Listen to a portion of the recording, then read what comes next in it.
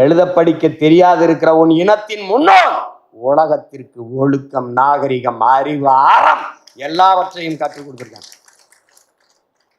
ஒரு அரசாட்சி இப்படி செய்யணும், ஒரு உழவன் இப்படி வேளாண்மை செய்யணும், எல்லாத்தையும் பாடி தந்திருக்கிறான். அப்படிப்பட்ட ஒரு தொன்மை இனத்தின் மக்கள் நான். இப்ப ஆட்டத்துக்கு இந்த தமிழ் தேசியம் ஏன், எதற்கு, எப்படி? இப்ப நீங்க கேள்வி கேட்க மாட்டீங்க, நானே கேள்வி கேட்டு நானே பதில். இப்போ இந்தியம் ஒரே மொழி இந்தி, திராவிடம் இருமொழி, இருமொழி கொள்கை. தமிழ் தேசியம் இருமொழி கொள்கை என்பது ஏமாற்று கொள்கை, மும்மொழி கொள்கை என்பது மோசடி கொள்கை. இந்தியம் என்ன சொல்லுது? மும்மொழி கொள்கை. இந்தி, இங்கிலீஷ், அதோட உங்க தாய்மொழியும் வச்சுக்கிறீங்க. இந்த மும்மொழி கொள்கை என்பது மோசடி கொள்கை, இருமொழி கொள்கை என்பது ஏமாற்று கொள்கை. கொள்கை மொழி எங்கள் உயிர் மொழி தமிழ்.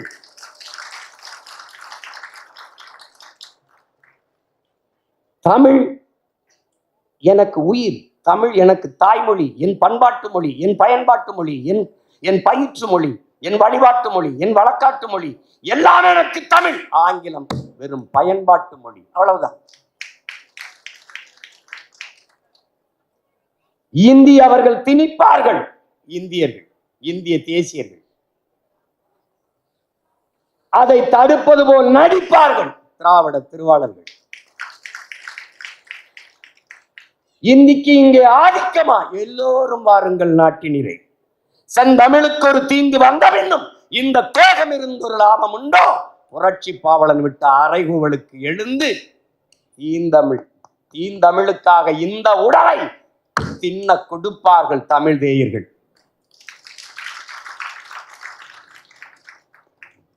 நீங்க நன்கு ஆள கவனிக்கணும். ஒண்ணு இந்தியை திணிப்பார்கள், திணிப்பதை எதிர்ப்பது போல நடித்து அதிகாரத்துக்கு வந்தார்கள். இப்போது எந்த இடத்தில் இந்தி இல்லை? இந்த கேள்வியை நீங்கள் எழுப்பணும். இந்த ஒவ்வொரு கேள்வியிலும் பிறக்கும் தமிழ் தேசியம். ஏன், எதற்கு, எப்படி? ஒவ்வொன்றிலே கல்வி மானுட உரிமை, அதை கொடுக்க வேண்டியது அரசின் கடமை. இந்த நிலத்திலே கல்வி மாநில உரிமை, அதை பறித்து கொண்டு போகும் இந்தியம், அதை வேடிக்கை பார்த்து கைகட்டும் திராவிடம். இல்லை, கல்வி மாநில உரிமை தர வேண்டும் என்று போராடி மீட்கும் அது தமிழ் தேசியம். என்னுடைய உரிமையை நீ எப்படி எடுத்துக்கொண்டு போகலாம் என்று கேள்வி எழுப்பும் அது தமிழ் தேசியம்.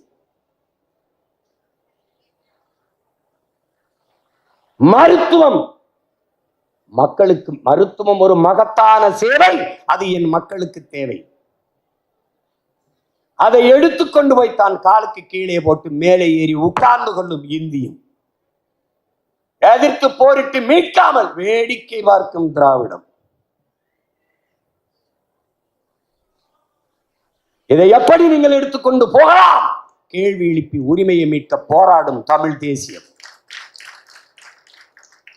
கச்சத்தீவு, கச்சத்தீவு, கச்சத்தீவு இந்தியாவினுடைய நிலமா? கச்சத்தீவு யாருடைய சொத்து? தமிழ் தேசிய மக்களின் சொத்து. எங்கள் மூதாதை சேதுபதி மன்னனுடைய சொந்த நிலம்.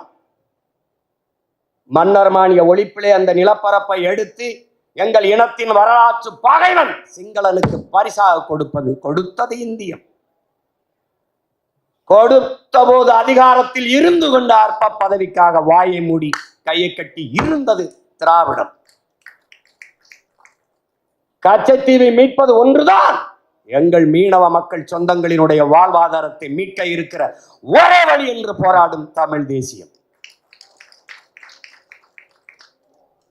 இன்று வரை 850 மீனவர்கள் இந்திய கடலுக்குள் சுட்டுக் கொல்லப்பட்டிருக்கிறார்கள்.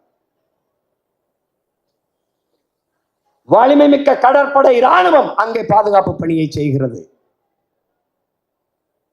அன்பிற்குரிய தம்பி தங்கைகளே, என் அருமை பெற்றோர்களே, பேரன்பு கொண்டு நான் நேசிக்கும் தமிழ் பேரினத்தின் மக்களே, குஜராத்தில் அண்மையிலே ஒரு மீனவன் கைது செய்யப்பட்டு பாகிஸ்தான் கடற்படை ராணுவம் கொண்டு போகிற போது விரட்டி விரட்டி போய் திரட்டி பிடித்து அவனை மீட்டு கொண்டு வந்தது இந்திய கடற்படை ராணுவம். காட்சி இன்னும் வலையொலியிலே இருக்கிறது. அதே கடற்படை ராணுவம் இந்திய கடலுக்குள் இங்கேயே நிற்கிறது. அப்ப இலங்கை சிங்கள ராணுவம் எங்கள் மீனவ சொந்தங்களை கைது செய்கிற போது ஒரு மீனவனை கூட மீட்க பாதுகாக்க இந்திய கடற்படை ராணுவம் விரைந்து சென்று தடுத்து மீட்டு கொண்டு வராதது ஏன்? இந்த கேள்விதான் தமிழ் தேசியத்தின் பிறப்பு. உன் சொந்த நாட்டு மீனவ மக்களை, உன் சொந்த நாட்டு குடிகளை, உனக்கு வாக்கு செலுத்தி வரி செலுத்தி இந்த நாட்டின் சட்டத்திட்டம் இறையாண்மைக்கு கட்டுப்பட்டு வாழ்கிற ஒரு இனத்தின் மக்களை சிங்கள ராணுவம் பக்கத்தில் இருக்க ஒரு சிறிய நாட்டு ராணுவம் சுட்டுக் கொள்கிற போது பாதுகாப்பு பணியை செய்கிறேன் என்ற பெயரிலே நிற்கிற உன் நாட்டு கடற்படை ராணுவம் தடுத்து காத்து காப்பாற்றாதது ஏன்? இந்த கேள்வியில் பிறக்கிறது பெருமக்களே தமிழ் தேசிய அரசியல்.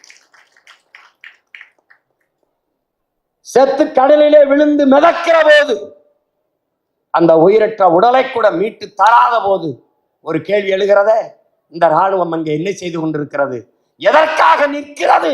அந்த கேள்வி பிறக்கிறது தமிழ் தேசியம்.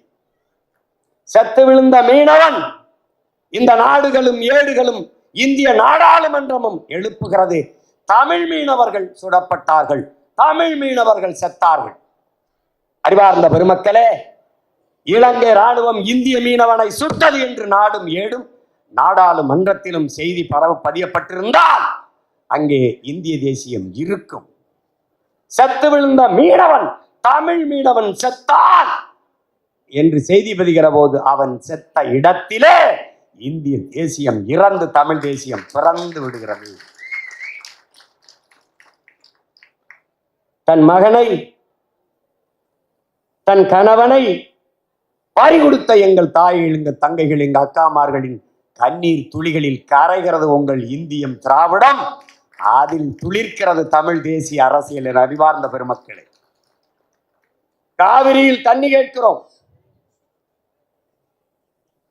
ஏன் தர மறுக்கிறார்கள்? இந்த கேள்வி. எங்களை அடித்து விரட்டுகிறார்கள், எதற்காக அடிக்கிறார்கள் என்ற கேள்வி. நாங்கள் இந்த நாட்டின் குடிகள் தானே,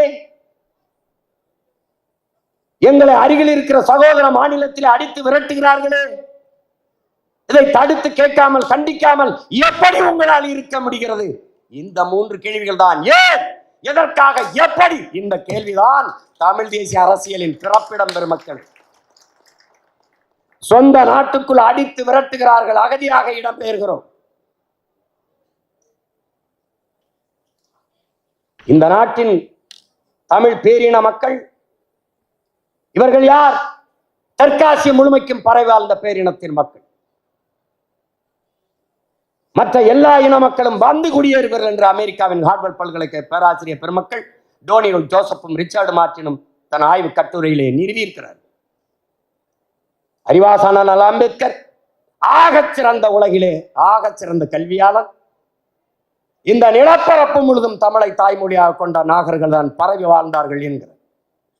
இந்த துணைக்கண்ட முழுமைக்கும் பரவி வாழ்ந்த ஒரு இனத்தின் மக்கள் தங்கள் நிலத்தில் வளத்தை எல்லாருக்கும் புதுமையாக்கினார்கள். நரிமணம் பெட்ரோல் எல்லோருக்கும், நெய்வேலி பழுப்பு நிலக்கரி எல்லோருக்கும், எல்லோருக்கும், கூடங்குளம் அணு உலை எல்லோருக்கும், மீத்தேன் ஈத்தேன் எல்லோருக்கும், என் நிலத்தின் வளங்கள் எல்லோருக்கும். ஆனால் அவரவர் மாநிலத்தின் நீர் வளம் அவரவருக்கு. காவிரி கன்னடருக்கு, முல்லை பெரியாறு கேரளாவில் வாழ்கிற மலையாளிகளுக்கு. ஆனால் தமிழனின் வளம் எல்லோருக்கும் பொதுமை. இங்கே தமிழனின் பேரன்பு இழிச்சவாய்த்தனமாகவும் ஏமாற்றாகவும் காக்கப்படுகிறது. அருகில் இருக்கிற சகோதர மாநில மக்களுக்கு கிடைக்க வேண்டிய நியாயமான நதிநீர் உரிமை கிடைக்க செய்ய வேண்டும் என்பது இந்திய பெருநாட்டை ஆளுகிற பெருமக்களின் கடமை. தன் மாநில மக்களின் உரிமையை பாதுகாக்க துடிப்பது போல அருகில் இருக்கிற சகோதர மக்களின் மாநில உரிமையும் பாதுகாக்க வேண்டும் என்பது துடிப்பது கர்நாடகத்தை ஆளுகிற பெருமக்களின் பொறுப்பும் கடமையும். ஆனால் காவிரி நதி நீர் என்று கேட்கிற ஒரு தமிழனை சரியாக பட்டியலிட்டு தேடி தேடி அடித்து அவன் கடைகளுக்கு தீ வைப்பது, அவன் விளைநிலங்களுக்கு தீ வைப்பது, அவன் உடைமைகளை பறிப்பது, அவனை அடித்து விரட்டுவது என்று செய்கிற போது இந்த நாட்டின் இராணுவம் என்ன செய்து கொண்டிருக்கிறது? என்ன செய்து கொண்டிருக்கிறது? எங்களை சொந்த நாட்டிலே அடித்து விரட்டி அகதியாக வருகிற போது என் அப்பன் வயதை வைத்தவனை உடையெல்லாம் கலட்டி அரண் நிர்வாணப்படுத்தி அவன் முதுகிலே ஓங்கி நீ தமிழனா என்று கேட்டு அடித்த போது அவன் முதுகிலே விழுந்த அடியில் ஏற்பட்ட அதிர்விலே வெடித்து பிறந்ததடா தமிழ் தேசியம்.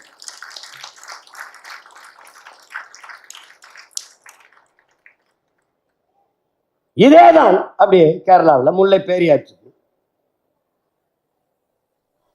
என்னுடைய மலைகளை, என்னுடைய மலை வளத்தை, என் பூமி தாயின் மார்பை, என் தாயின் முளை மார்பில் இருந்து பால் வந்தது போல என் பூமி தாயின் மலை மார்பில் இருந்து வந்த அருவி, அந்த அருவியில் இருந்து எனக்கு ஆறு நீர் சோறு வயிறு வாழ்க்கை உயிர் எல்லாம் வந்தது.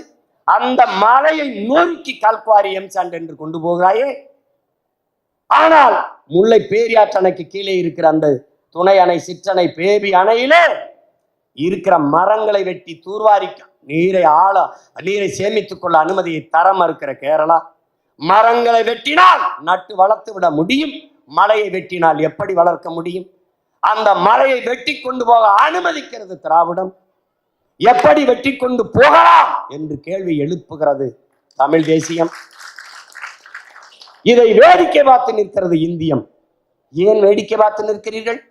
எப்படி உங்களால் வேடிக்கை பார்த்து நிற்க முடிகிறது? எங்கள் வளங்களை எடுத்துக்கொண்டு போய் உங்கள் குப்பைகளை கொண்டு வந்து எங்கள் தாயின் முகத்தில் வீசுகிறீர்களே, இதை எப்படி ஏற்பது? இந்த கேள்விகள் தான் தமிழ் தேசிய அரசியலின் பிறப்பிடம். என் உடன் பிறந்தார்களே, இதுதான். சுற்றி தண்ணி தர மறுக்கிறார்கள், ஆனால் நம் நிலத்தின் வளங்களை எல்லாம் அள்ளிக்கொண்டு போகிறார்கள், கொள்ளை கொண்டு போகிறார்கள். பொழுதெல்லாம் எங்கள் செல்வம் கொள்ளை கொண்டு போகவோ நாங்கள் இங்கு சாகவோ அழுது கொண்டு இருப்போமோ ஆண் பிள்ளைகள் அல்லமோ உயிர் வெல்லமோ என்று பெரும்பாவடன் பாட்டன் பாரதி பாடியது போல நாம் அழுது கொண்டு நிற்கிறதற்கு அற்ப பதர்கள் அல்ல, உலகத்தில் தோன்றலும் தோன்ற முடியாத ஒரு பெரும் புரட்சியாளன் பிரபாகரனின் பிள்ளைகள் நாம். இதை வேடிக்கை பார்த்து கொண்டு எப்படி இருக்கு?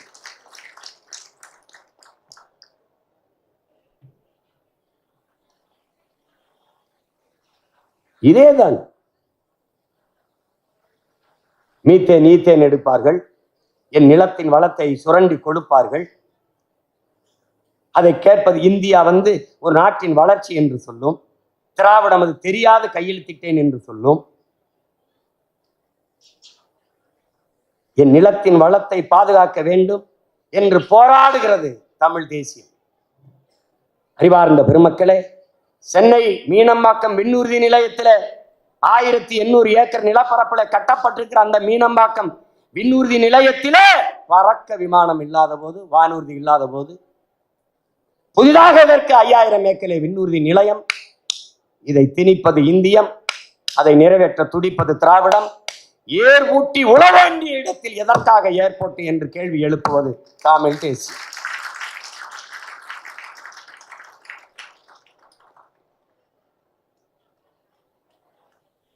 நீங்க ஸ்டெர்லைட்டை மூடிவிட்டால் தாமிரத்தின் தட்டுப்பாட்டை எப்படி சரி செய்வீர்கள்? தாமிரத்தின் தட்டுப்பாட்டை பேசுகிற மக்களே, தண்ணீர் தட்டுப்பாட்டை பேச மறுப்பது ஏன் என்ற கேள்வியை எழுப்புவது தமிழ் தேசியம். இந்தியை திணித்து எண்ணரும் தமிழ் மொழியை சிதைத்து அழிப்பார்களோ என்று உயிரீகம் செய்த நடராஜனின் மூச்சுக்காற்று உழவுகிற இந்த மண்ணிலே அந்த மூச்சுக்காற்றை சுவாசிக்கிற பிள்ளைகளின் பேச்சும் மூச்சும் தமிழ் தேசியம், தமிழ் தேசியம், தமிழ் தமிழர் என்றுதான் உச்சரிக்கும். கீழப்பழூர் சின்னச்சாமி மொழிக்காக கொளுத்தினானே உடம்பில் தீயை, அந்த பற்றி எரிகிற நெருப்பில எரிந்த நெருப்பில எரிகிறதடா தமிழ் தேசிய பேரொளி புரட்சி தீ.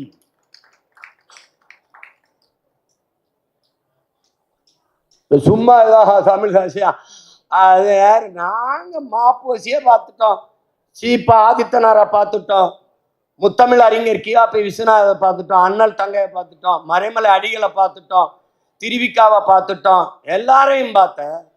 பிரபாகர மகன் சீமானை பார்த்தியா நீ? பார்த்தியா? அவன் தம்பி பிள்ளைகள் எல்லாம் பார்த்தியா நீ? அவங்களெல்லாம் பார்த்தியா நீ? வரலாற்றிலே முதன்முறையாக இப்போதான் நீ எதிரியை சந்திக்கிற. நீ இப்பதான்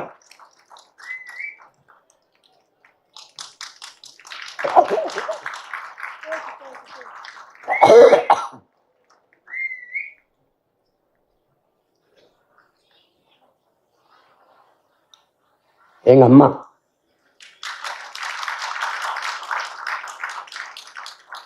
பேர் மட்டும் இல்ல, ஆளே அற்புதம் தான்.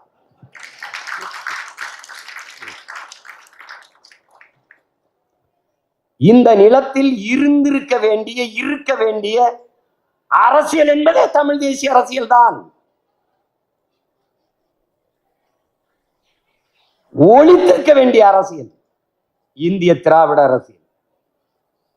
ஒரே ஒண்ணுதான், இந்திய அரசியல் கோட்பாட்டாளர்கள் எதற்காக உனக்கு இந்த நிலத்தில் இந்திய அரசியல்? உன் மொழிக்காக நிற்பார்களா? இல்லை. உன் கலை இலக்கிய பண்பாடு வழிபாட்டு மீட்சிக்காக நிற்பார்களா? இல்லை. உன் நிலம் வளம் அதை பாதுகாக்க நிற்பார்களா? இல்லை.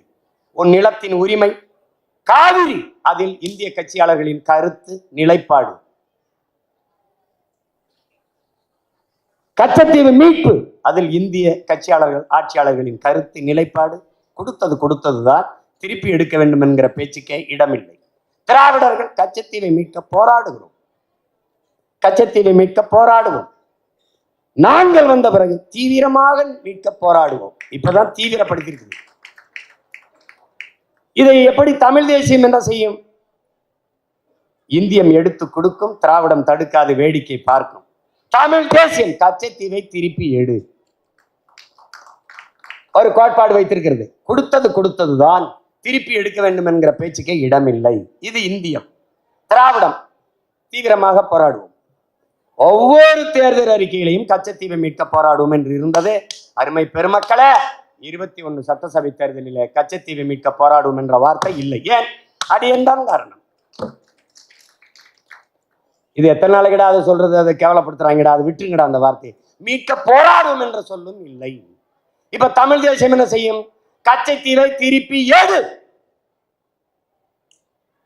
கொடுத்ததுதான், திருப்பி எடுக்க வேண்டும் என்கிற பேச்சுக்கே இடமில்லை. இல்லை என்றால் என்னை தனியாக பிரித்து விடு. பார்த்தீர்களா? நாங்கள் அப்பவே சொன்னோம், இவர்கள் தனிநாடு கேட்பார்கள், பிரிவினைவாதிகள், தீவிரவாதிகள், செப்பரேட்டிஸ்டுகள், சாவனிஸ்டுகள்.